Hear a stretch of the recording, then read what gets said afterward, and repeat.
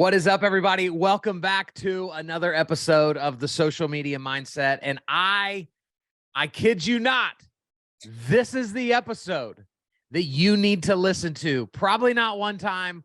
I don't even know if two is going to be enough, because in all the conversations that I get to have about social media, everybody wants referrals, but the only thing people know how to do is put their hands out and start begging like they're on the corner. And it is such a bad look. And so you guys are in luck, because I found the one human being on this planet whose superpower just so happens to be getting referrals without asking. And so, guys, welcome to the show, Stacey Brown Randall. Stacey, I'm so excited to have you here today. I am thrilled to be here as well, Kyle. Thanks for having me. Yes. And so, will you I could read a bio, right? And no, it doesn't matter how cool your bio is. When somebody else reads it, it just feels dumb. And so can you just give us in 30 seconds, who are you? And this may sound weird, but why should we listen? Because we should, but why should we? Yeah. So you already said my name, Stacey Brown Randall. I'm the owner of Building a Referable Business. The number one thing that people need to know about me is that everything I do, everything I teach, everything I'm passionate about, helping business owners be more successful, is because I don't want them to endure what I endured many, many years ago when my first business failed. I am a card-carrying member of the Business Failure Club. It's not a club anybody else needs to join. We got enough members as it is. And so when my first business failed, I was like, okay, this is terrible. I'm back in corporate America with the job. How do I get out? Started a second business, and I knew I had to figure out the business development piece. I had to figure out filling that pipeline of prospects, of people who would want to become clients. I did not do that well with my first business, hence one of the reasons why it failed.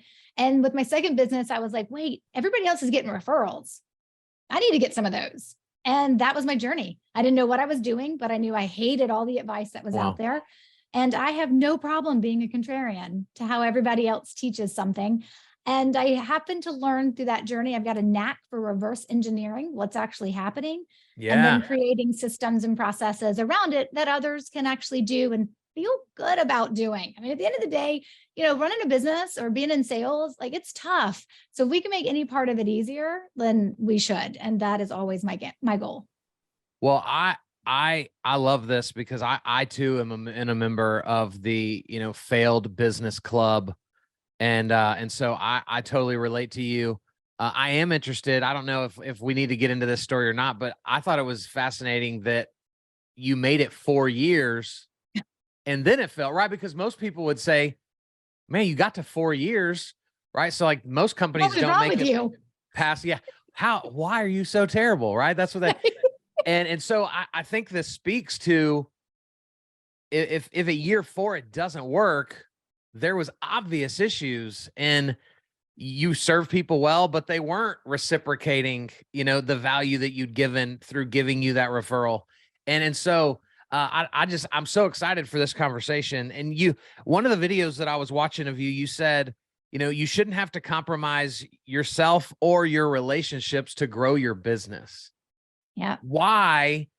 And now your decade of doing this, why is there so much ickiness around the word referral when it comes to how we think we have to get it? Well, and I think it goes back to how we typically teach the sales strategy. So if you go back and I don't know how many years you have to go back, probably not that many, but definitely if you go way back into sales training that's been around for decades, people teach sales like it's a two-legged stool.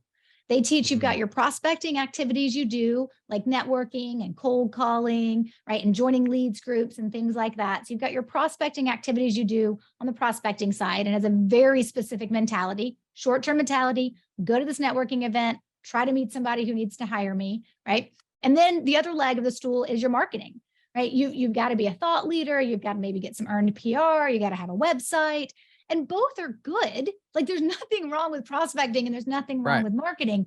But for decades, or I would say generations, people who taught that referrals had to fit into one of those legs. And either your referrals had to fit into prospecting, short-term mentality, how fast can I get to the referral? Oh, Well, the tactic then would be, of course, let's ask or let's compensate or let's network and always be seen.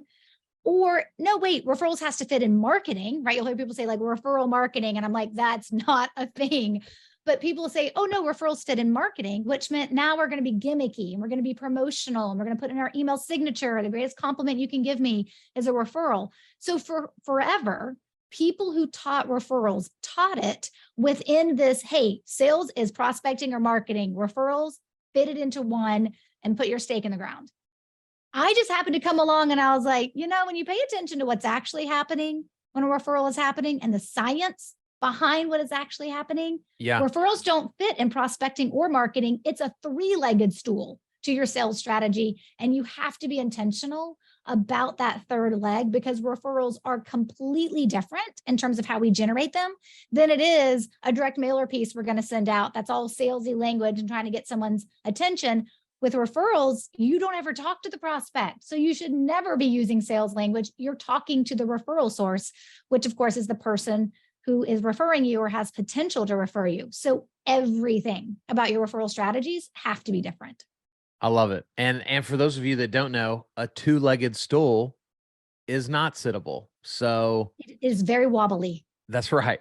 Yeah. So I wrote down, guys, I told Stacy before we started, like, I don't usually do a lot of research. I want to have very raw conversations, but I did a lot of research preparing for this episode because the nature of the topic is just so incredibly powerful. And nobody's using this. I guess, well, I shouldn't say nobody.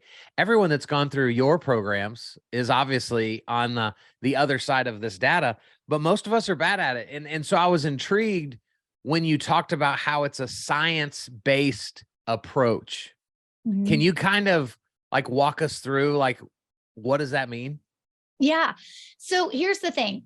Everything that's happening, right, typically has some reason that it's ultimately happening. Yeah. And when I started digging into why are referrals happening, like why did I not get any with my first business that made it 4 years, but not 5, right? And why am I getting them now? And I started unpacking that. What I realized is that there's always a process and it's rooted in 3 things that are happening and they're all based on science. And the first one is when a referral source, which is what we call the people who refer you. So when a referral source is like, hey, Kyle, I have this client for you that they absolutely have to hire you. When that's happening and you're receiving that referral, it's not about you. It's not about you getting another client. What that's about is the happiness trifecta in your referral source's brain being triggered. And that's 3 chemicals in the brain that are being triggered and released at the same time that are making you feel good. Because helping someone who has a problem, oh, right, you need to feel more comfortable in video? I got your guy. Right? Like that's what that looks like. And so when I'm talking to someone and they're like, I have to do more video, but it makes me want to go back to bed thinking about having to do it. And I'm like, oh my gosh, I know exactly who you have to talk to. Kyle's going to solve all your problems. This is going to be great. I'm going to connect you guys. You should connect, right? You should consider hiring him. In that moment, I'm not helping you. Who I'm helping is my friend who has a problem. And that lights up the part of the brain where the chemicals are released that are called the happiness trifecta, not my word, that's like a scientist word, the happiness trifecta where we feel good because we're helping. That's the first thing that's happening. The second thing that's happening is the psychology of trust. And most people think, oh yeah, you got to trust me to refer to me, which means you got to know everything about my business. Nope. I have to trust you because we have a relationship, which is actually very different than knowing about all your services and all your offers and exactly how your client experience works. Now you do crappy work or you provide a really choppy client experience and I hear about it, it's going to ding the trust I have in you. But ultimately to refer to you, I don't need to know everything about your business, but I do have to have a relationship with you so that I can trust you. So it's really digging in and understanding when I say psychology of trust is the second piece of science, it's not what people think. It's the relationship side. And then the third piece is behavioral economics. And behavioral economics is actually what we use when we're helping our clients craft their referral plan for how they're going to generate referrals. And it comes into the language, it comes into what we do, how we do it, when we do it, the cadence of what we do. And we really look at that behavioral economics, but we look at it from the good side, not the evil manipulation side, Yeah. like, ooh, take advantage of reciprocity. We don't use reciprocity within our processes because we think that's evil to take advantage and manipulate somebody who had a really good experience with you. And so we look at other pieces, surprise and delight, the variety piece. There's other pieces that kind of go into it to be able to occupy space in the mind of your referral source. Because ultimately the strategies we teach, that's what they're doing. They're allowing you in good ways, in memorable, in meaningful ways, in authentic ways, in genuine ways. They're allowing you to occupy more space in your referral source's mind. So they actually think about you when the time comes to refer you. And then when you are able to occupy that space, you're impacting then how they feel. And that's giving you permission to start directing how they think. And that's how the what we do from that science perspective and the language we use kind of all fits together. Okay. So I feel like in that third box, right? That's going to probably be where most of the paid stuff exists, right? So Yeah. so I'm not even going to try to tap into that box. We're going to just get people ready to open that box and jump in the program. And so where I want to dig into is like the trust piece. Mhm. Because I just released my first book 5 days ago. And, Congratulations. thank you. And so it's a beast to write a book. it's So sitting right up here. It's not a huge book. So, it My- wasn't quite as beasty, have you seen mine? I actually, I bought it this morning. It's thin And so too. It's thin too. I So can't wait to get it. it doesn't but mean the- it's not powerful just because it's small. So, I agree. I agree with that wholeheartedly. So it's interesting, right? Everyone is for you until like you write a book and then you very quickly see, at least in my opinion, who really is for you and who's not, right? Because I can see who's sharing it, who's creating posts going, oh my gosh, guys, you've got to go buy this book from my friend Kyle. And then you watch who the crickets are from. And the way my brain works is, what's the difference between those two groups of people? Like, why does this group trust me way up here, but for whatever reason, this other group doesn't quite trust me enough? And so when when trust is such a big piece to the referral process, what should our actionable items be to continue to grow trust with people? okay. So I want to unpack what you just said. Yeah, and sure. are you open to having your thinking completely changed to how you're thinking about this? 100%. Yes. Okay. So here's the thing. Anytime we ask someone to do something for us, what we have to recognize, like you're asking them to share your book, whether they would share it without you asking or not, right? And I know this, I went through a book launch too. They are brutal. It is like, oh my Yes. goodness, can people not just hit the post button, please? Right? I totally get it. I've totally been there. And that first week is so very important, as well as all the pre-sale weeks. But when you are asking, whether it's for a referral or for somebody to like share your book with the world, you have to recognize in that moment, it's actually not based on trust. Okay. What it's based on is that you're now asking them to do work for you. Okay. And so sometimes you asking them to do work for you and they're saying no or don't do it has nothing to do with you, other than the fact they got a lot of their own work to do and they're just not making space for it. To be able to move past that sense of, yeah, of course. Yeah, let me hit post, right? It is part of making it easy for them, which I'm sure you did, but it also comes down to the relationship piece that you have. And that is a little bit where the trust factor comes into place, but it's the relationship you have with them and it's the strength of that relationship. And more than likely, it has to do with, in that moment, well, Kyle's done so much for me. Of course, I will hit post and do this. Yeah. Versus somebody who's like, hey, we have a relationship, but like we never helped each other. We've never actually done anything for each other, right? There is that level of some people are just, they're going to hit post and they're your champions and they're unicorns and we love them and we wish we could duplicate them, right? We have this concept inside our program called Power Referral Sources. They send you double-digit or more referrals every year. And everyone's goal is to find another one and duplicate them. And they are like unicorns. They're not just hanging out on the street corner being like, Yeah. let me be your power referral source, right? And so it's hard and it's not easy to duplicate them. And sometimes you only get one, and some businesses never get one. It's the same thing with this. Sometimes you have the people who will always promote and post and just do it because you asked them and that relationship is there. And there was some taking care of each other along the way that they'll just post, right? So there's some who'll do it no matter what. Some will do it because the relationship is there. Others who aren't doing it, maybe the relationship isn't there. And now you've just given them work and one more thing to do, and they're just choosing not to. But it doesn't mean that they don't appreciate you, that they don't like you, that they don't trust you. It doesn't have anything to do with their trust. It could have everything to do with other things going on in their world as well. Okay. So can we, I love when I get to be the butt of the joke, the one that like gets told they're doing it wrong. It's because it's the most fun for the audience, I think. And so could we do, and obviously, right, you and I've already talked about, there's always just going to be things that you can't share, in this environment, and everybody gets that. But I'd Right. love to do like an activity for a second where if we say, okay, Stacy, if this is a year ago and you and I knew each other a year ago, and I said, hey, I've got a book launch coming up in a year. What are some things that I can begin to instill that will, do these three things, right? Help recognize that referrals are not about me, it's about them. Breed trust, right? The happiness trifecta. Are there a few just practical things that you would say, okay, Kyle, if you do nothing else, you've got to start doing this?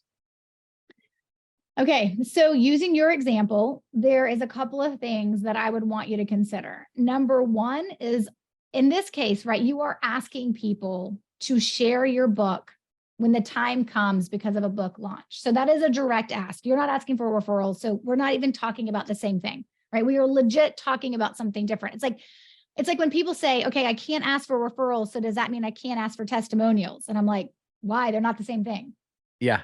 Yes, you can ask for testimonials and reviews. Okay. No, you cannot ask for referrals. So Right. asking someone to share your book as part of a book launch is not, I want your audience to hear me clearly say this, it is not the same thing as asking for a referral. Because when you ask for a referral, you're asking me to put my reputation on the line with somebody I know. Right. And that's Okay. different. Okay. Me sharing, right, your book or me giving you a testimonial, that's just me on the line. It's not my reputation with somebody else who may spend money with you.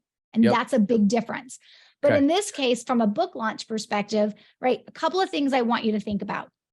Number one is always acknowledge what you're actually asking them to do. Hey, this is going to take a little bit of work. This is going to take some time. I want you to know I'm super appreciative if you're able to make the time, right? Understand what it's like to be in their shoes on the receiving end of this ask. Second thing is give them an out. Always give people an out. That's good. Lots of times they won't take it, but if they need to, they will so appreciate you, and it'll protect your relationship moving forward. For maybe they'll come out big for you with book launch number 2, right? When you write book number 2.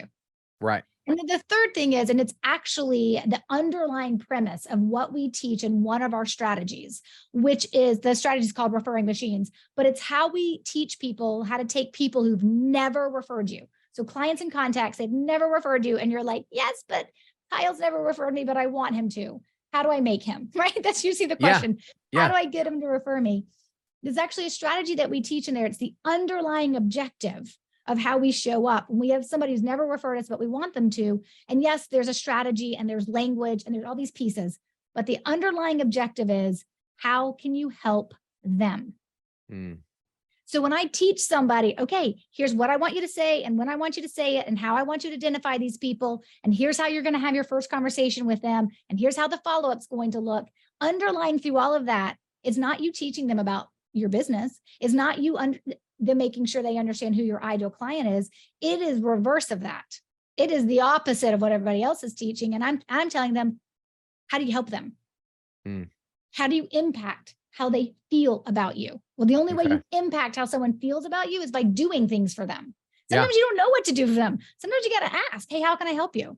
So if you know you got a book launch coming up in a year and you know you've got a list of 50 people, You may not take all 50, but you may look at some of those and be like, wait, I need to be more cognizant of these humans as I move through the next 12 months, because I do know I have an ask coming up that I want them to know that I am genuinely asking for their help. And I want them to do this thing for me in that way. Make it about them and help them. But here's the thing, Kyle, you can't be dead inside, which means you got to mean it. It's got to be genuine. It's got to be authentic. And you also have to understand you're going to kiss a lot of frogs before you reach your prince and your princesses that will ultimately do the thing you're hoping they do, because not everybody will say yes. It's just not possible. Like, it's just not how it's all going to stack up. And so it is paying attention to those things and realizing what the relationship ultimately looks like. You know, you nailed it by saying, like, well, you've nailed all of this, but the dead inside piece, right? Like my audience is very heavy with realtors and lenders, and nobody has better sales training than them. And I think sometimes we almost train ourselves to be dead inside, because we get so, I think, victimized by, like, we don't want to hear no's. And so the more we turn off our emotions, the more I turn my heart off. Now no's don't affect me as greatly. And I think that's the natural way to cope with that.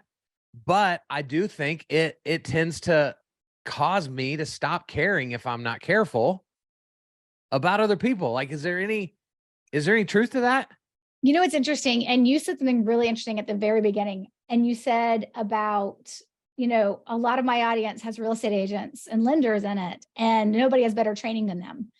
A huge group of people that I work with are lenders and real estate agents, but for the opposite reason, because they've been over-taught and over beat up on how to generate, in my world, referrals, right? They've been over-taught how to ask. They've been over-taught how to do pop buys and drop-offs. They've been over-taught how to put stickers on that say, don't keep me a secret. They've been over-taught how to do things that does not align with who they are. And so they don't do it. They pretend because they're supposed to hit metrics, but usually they're not doing it.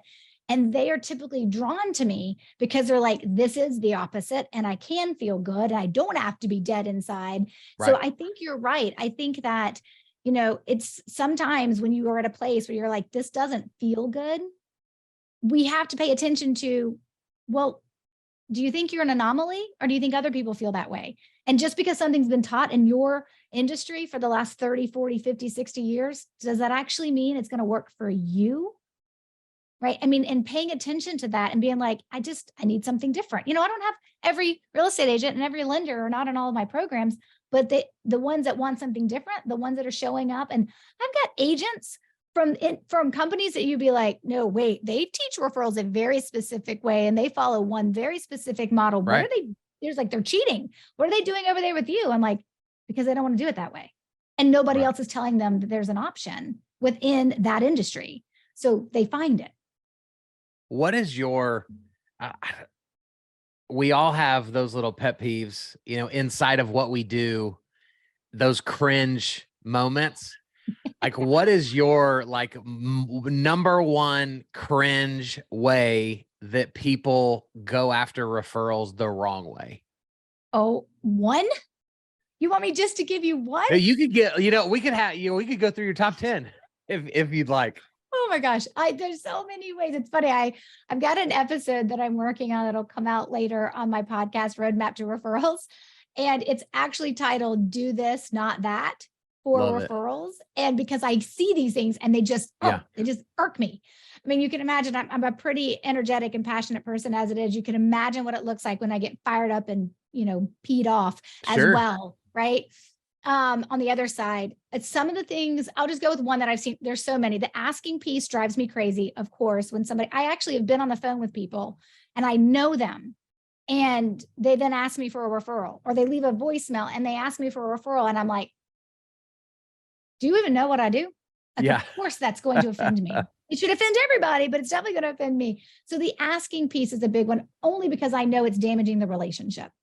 And I know that I just don't want that for people.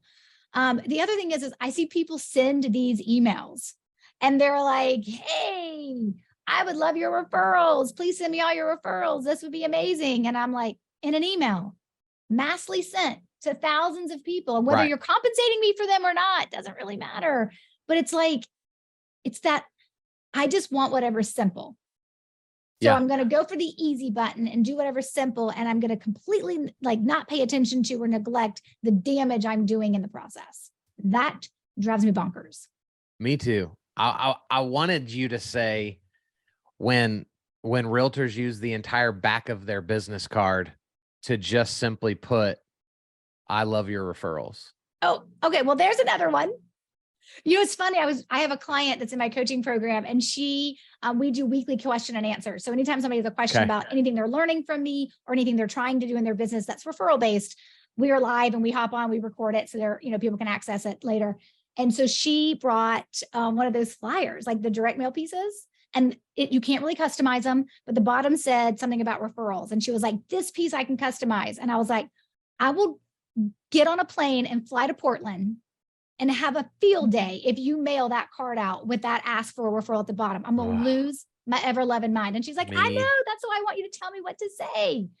And so she literally said that as we were walking through it. I was like, here's 3 other options. And she was like, why aren't these the options the company's providing me? I'm like, because they're not paying me for that information, I guess. But the reality of it is that is one that drives me crazy. Yes. We could have done a whole episode just on all the cringe worthy ways that we do this. And I would like to add that I haven't asked anyone to share my book, just so, because like you're the master of this. So I don't want you thinking illy of me. No. I have asked no one to share it. So all the people that have shared it are just doing it out of the goodness. Because this is why I loved you so much from the moment that I was told about you, was because I am so anti asking anybody for business for a multitude of reasons. And so what I feel like people will think as they listen to this is they'll go, okay, I'm kind of vibing with Stacy, but like this feels like this could get expensive fast. Oh, because it good right question.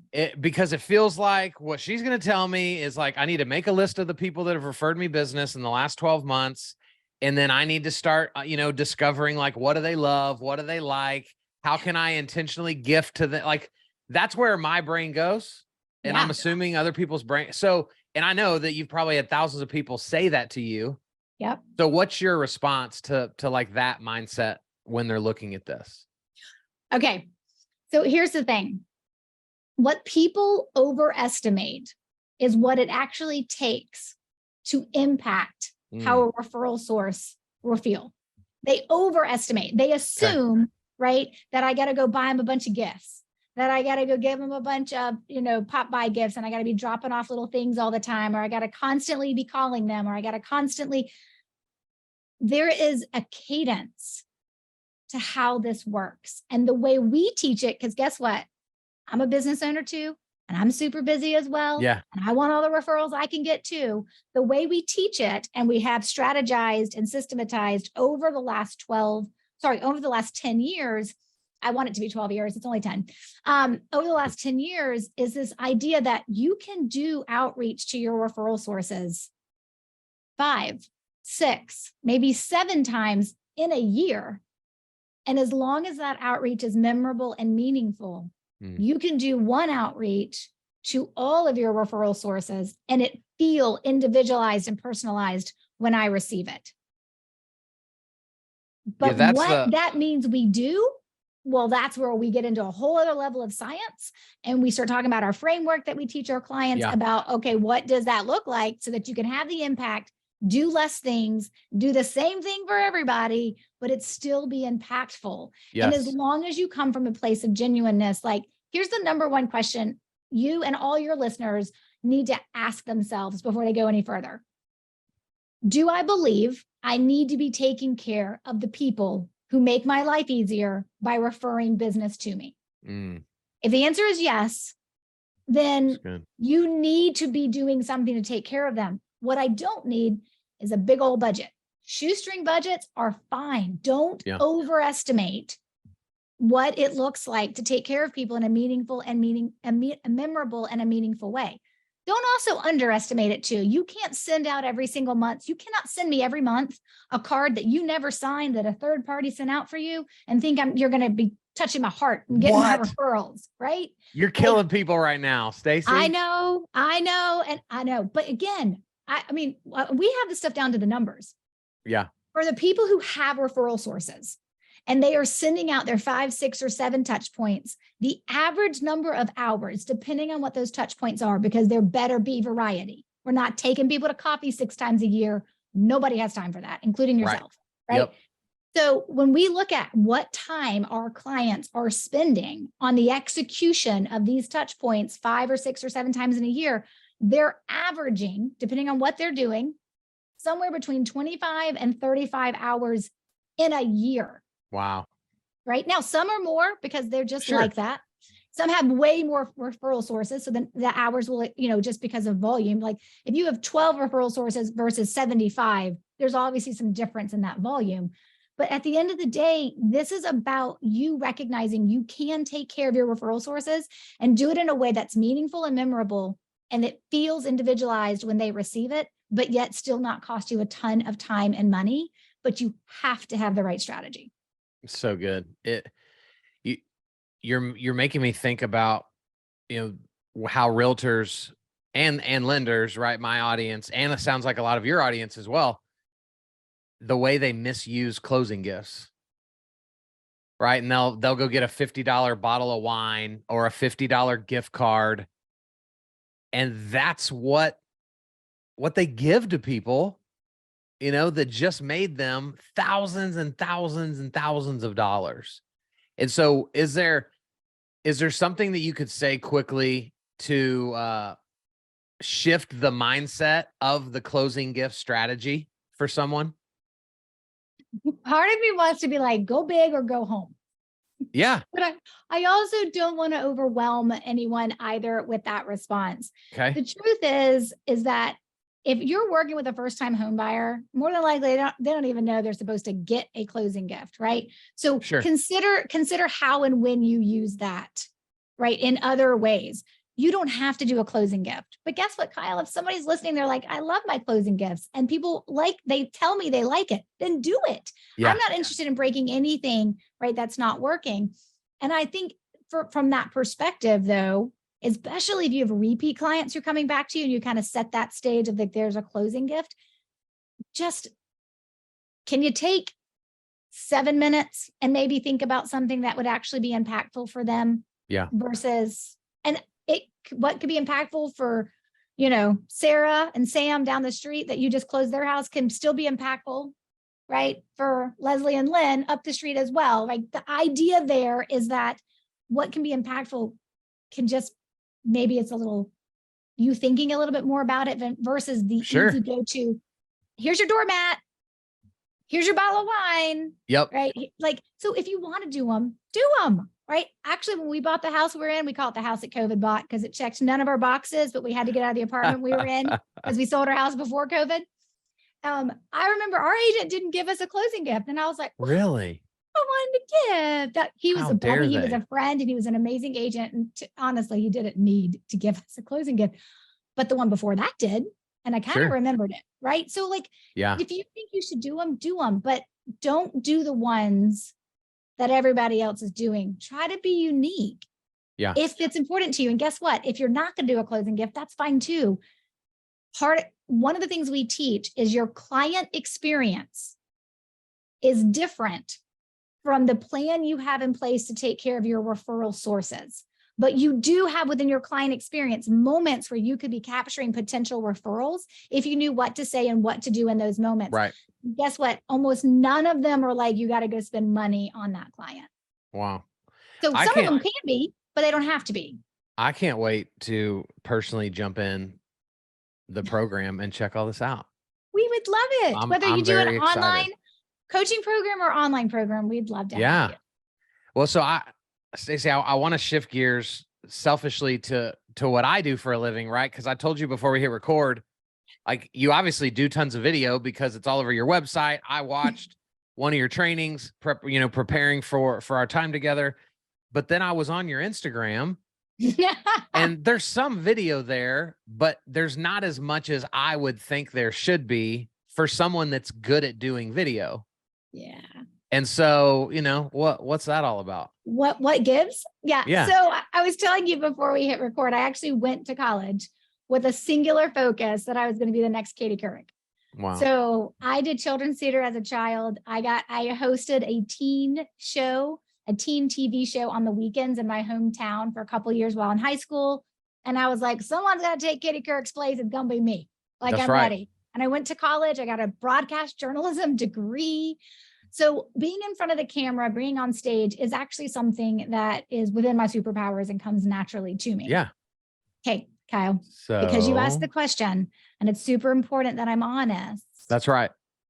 For where I am in life right now, the biggest question I ask on a daily basis is, do I have to do hair and makeup for that?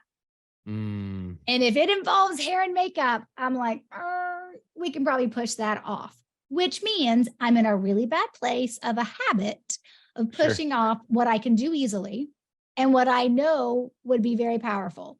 But we all have a blind spot as a business owner. Absolutely. And that one is mine. It's not even a blind spot. It's like flashing at me all the time. And I'm like, nope. I mean, truthfully, when we finish this interview, I have a milestone coaching call, one-on-one call with one of my coaching clients. And then after that, I really should probably hit record and do some videos. Just bust out a reel, But I won't. And so here's the thing. I do reels. They are very much more sporadic. And they're not hard. And I figured out how to use that stupid Instagram app so I could get all the captions right. Like that took some time. I also hate technology. That's my other thing. So if I know how to use it, if I don't, I'm like, I never was going to be on Periscope. I was never going to do Clubhouse. I want TikTok to die. I want all the new things that are coming out. Like, can we just stick with LinkedIn and some Instagram and maybe some Facebook and just call it a day? Like, gosh. That's so you asked for the baggage. Here's all the baggage. I love it. Right? Here's all the baggage. So I'll tell you, my virtual assistant who is my sole virtual assistant for social media. She's going to listen to this interview and she'll be like, preach, Kyle, preach, get her to do more videos because she's on me all the time. What's her name? Her name is Kathy. Kathy, we are going to be friends if you listen to this. Okay. She's amazing. And she does all the time. She's like, why isn't that a video? Like I have my own podcast and most of the time it's just, I do solo shows. I don't do interview based shows. But when I do interview someone, it's usually because they're a client. And literally this year, she was like, turn on the camera so I can put some stuff on your YouTube channel. You're not recording your podcast in video form? No, because I like to sit here, not looking like this, looking at this and just riffing. I don't riff. I actually script. So what? But what I did. This year we have. This year we've turned it on for the interviews. And now they're being populated to our YouTube channel. But so what's your opinion on, because like one of the things that I coach is like just uber authenticity. And so, and I know for women, it's different, right? Like I can put a hat on and it doesn't change anything, right? Versus having my hair done today, for women, it's different. For my wife, it's very different, but there's a whole group of women out there now that are living in their authenticity, right? So it's like if you're recording a podcast and you got your hair pulled back and you're in a t-shirt and yoga pants because you just went to the gym or you're going after you record, like I think that's uber attractive now to the right audience. Do you agree with that or disagree with that? So I agree with that, but I haven't bought into it yet. Okay. And I blame my mother. Freaking moms. I got just enough vanity of an issue with vanity from my mother. My mother is fabulous. And my mom on her 50th birthday, somebody asked her, are you 40 yet? Wow. So I like appreciate the genes, Mom, like love you for that. But she never went out of the house till this day. She's 75. She doesn't go out of the house without her face on. It's kind of my daughter and my kind of joke with her because I will go out the door without my face on. I just won't put a camera in front of it. And so I think I have this little issue. It's like a mindset, right? It's like a mindset belief, a mindset issue. That's a little bit of a belief factor. Yeah. That's like, I got to have my face on. I got to look good. The other thing is that it doesn't happen as much anymore, but it used to. I don't see it as much anymore, but I used to see it. When you don't look good on video, people make comments. Like, I don't see that hate stuff as much as I did like 5 years ago Yeah. or like 8 years ago or 10 years ago. So I think that has something to do with it. And I think the other thing is that I think it works better for some people. And I don't know if it is actually contributing to why people decide to buy from me or why they don't. I'll tell you, Yeah. if you get into my program, you show up to my coaching calls, you'll see me without makeup and a hat on. Like, you're already a client. Like, you're already there. You're there for my brain. Right. You are not there for what I look like. And I know Right. that, so I don't mind. But and I don't know if it matters. Like, I don't know does either. it matter that 50% of my audience are men and 50% are women in terms of who buys my programs, and do they care? I don't know. I just have never decided to dive into it. I think we need to find out. Well, possibly. Probably not though, Kyle. I think this may be a rock I go to die on. Oh, I love it. Challenge accepted. I love it. This is really like, this is why I wrote my book, right? Because we all struggle with this. And so I'm excited to read your book, because I think it's gonna help me immensely. And I'm gonna send you a copy of my book, because Please I think do. it will begin, though, the way you kind of retaught me, reframed right earlier in the episode about how I was looking at my audience and who shared and who didn't. Right. That's a big deal, to just have that slight shift. And there might be a shift in there with some of this video stuff that you might go, huh, this Kyle guy might be onto something. I mean, if there's an increase in reels, we'll attribute it to you. I hope so. And if there's a decrease, do not attribute it to me. So you can keep that to yourself. I will say, not knowing when this episode goes live, if anybody's watching this in April of 2023, you're not going to see hardly anything in the grid, because we're doing a very special promotion on these 30 ways to take control of your referrals. And I specifically wanted my grid to just be those 30 ways. Yeah. But after that, there'll be more. It doesn't mean, we can't throw some video in our stories, I mean, it's, what? If Instagram really wants me to do all the things, they should make it one thing, not reels and not stories and not posts and not all the things. Like, okay, let me just get really, really honest. Air it out. My iPhone, it is 4 weeks old. I have been an Android girl and a PC girl. I will still be forever. Like, and I don't like this thing. Not a fan of it. It doesn't work the way my Android works. iPhone users, we got another one. We got another. So why did you switch? Okay, but I want you to know, I only went to the dark side because I have children, and our kids can't get phones until Christmas of their 8th grade year. And so my boys got phones, not this past Christmas because they're both in 9th grade, but the year before. And my daughter's going into 8th grade this year. Okay. And I can't FaceTime them. I couldn't talk to them the way I wanted to. I couldn't track them the way I wanted to be like that mom. And so I had to suck it up and go to the Apple side. I didn't want to, though. I went kicking and screaming. You're going to love it. Put that out there. I think you will love it. That's what everybody says, but I'm 4 weeks in and I don't agree. Well, so we'll see. This is a good conversation for people to have, to hear on here. If you stay with the PC, you may never love it, because what I love most about my Apple, like, I actually went to an Android 2 years ago. Because it is a better phone. It's a better camera. Like, iPhone users don't want to say it, but like, for all the phone things, it's way better. But the moment I went to it, my laptop didn't talk to my iPad, which didn't talk to my phone, which didn't talk to my Apple Watch. And my life was in disarray, and I couldn't handle it. And so I had to go back. And so I think for you, if you don't adopt like the Mac laptop, like, that's the beauty to me of the iPhone, is just the way it marries to everything. So you might just, hate it. I know. I mean, I have found some workarounds, which is great. I mean, thank goodness for Google Drive, because it does make everything talk. Yeah. No matter what. Okay. So Stacey, before we just lose this episode, and people are like, what are we doing now? What are we talking about? What are we going to talk about? Pets next or what? How do people connect to you? What's the greatest place for that? Yeah. So if they're listening to your podcast, they're probably podcast listeners. So I would say the best place to start is just add one more podcast to your lineup of shows that you listen to. Mine's called Roadmap to Referrals. We're 4 years going strong. We're over 250 episodes. Wow. So there's lots to catch up on.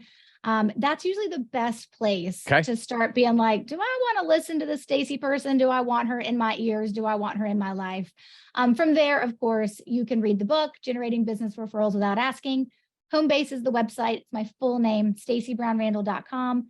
Check that out. Everything you need is on there as well. But, just go add Roadmap to Referrals to your Play Next list and give me a Done. shot. Stacy, you are awesome. So Thank you. I know you're busy, and so it's been an absolute honor. I feel like I could spend another hour, because there's still things on my tablet that I didn't even get to ask you about, which I'm frustrated by. I'll come back if you need me to. Okay, deal. But Part two. you're awesome, and I really appreciate you being on here with me. Yeah, absolutely. Maybe I'll come back without my hair and makeup done. We'll see. Yes, and I'll come on without my hair and makeup done, and it'll be an incredible party. So unfair. Guys, quit asking for referrals. Stop it. Talk to Stacy, get your crap worked out, and then be back next week for another cool episode with probably not as